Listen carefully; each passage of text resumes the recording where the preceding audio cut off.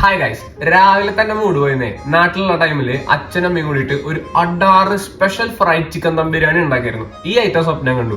നാട്ടിലുള്ള സമയത്ത് ആരെയും റെസിപ്പി ചോദിച്ചാലും ഇവരിത് പറഞ്ഞു കൊടുക്കില്ല. പക്ഷെ നമുക്ക് ആ റെസിപ്പി കിട്ടിയിട്ടുണ്ട്. അപ്പൊ നമുക്ക് ട്രൈ നോക്കിയാലോ.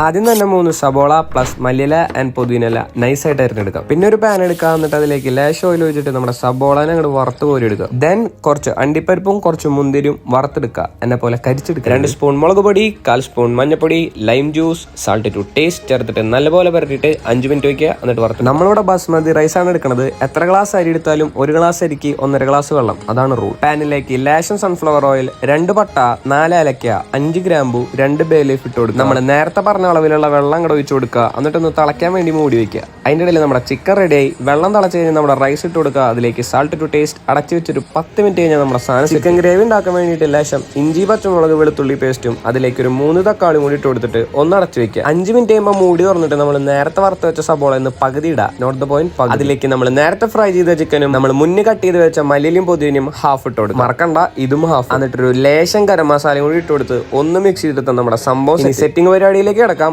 ലേശം റൈസ് ഇട്ട് കൊടുത്തിട്ട് വറുത്ത് വെച്ച നട്ട്സും ഒണിയനും ഇട്ട് കൊടുക്കാം. ലേശം മല്ലിയിലും പുതിനയിലും പിന്നെ നമ്മുടെ ചിക്കൻ അങ്ങോട്ട് ഇട്ട് കൊടുക്കാം. അതിന്റെ മുകളിൽ കൂടെ ഒരു ലെയറും കൂടി ഇതേപോലെ അങ്ങോട്ട് സെറ്റ് ചെയ്യുക. പിന്നെ മറക്കരുത്, ഓരോ ലെയർ സെറ്റ് ചെയ്യുമ്പോഴും ഗരം മസാല ഇട്ട് കൊടുക്കാൻ മറക്കരുത്. സ്റ്റൗവിൽ ഒരു ലോ ഫ്ലെയിമിൽ 10 മിനിറ്റ് ദം ചെയ്ത് നമ്മുടെ സാധനം അങ്ങോട്ട് എടുത്തിട്ട് സെറ്റ് ചെയ്ത് കൊടുത്തിട്ട് ഒരു പാത്രത്തിലേക്ക് അങ്ങോട്ട് തട്ടിയാണ്ടല്ലോ. അടാറായിട്ടാണ്. അപ്പൊ എല്ലാവരും ട്രൈ ചെയ്ത് നോക്കുക. എന്നിട്ട് അഭിപ്രായങ്ങൾ രേഖപ്പെടുത്തുക.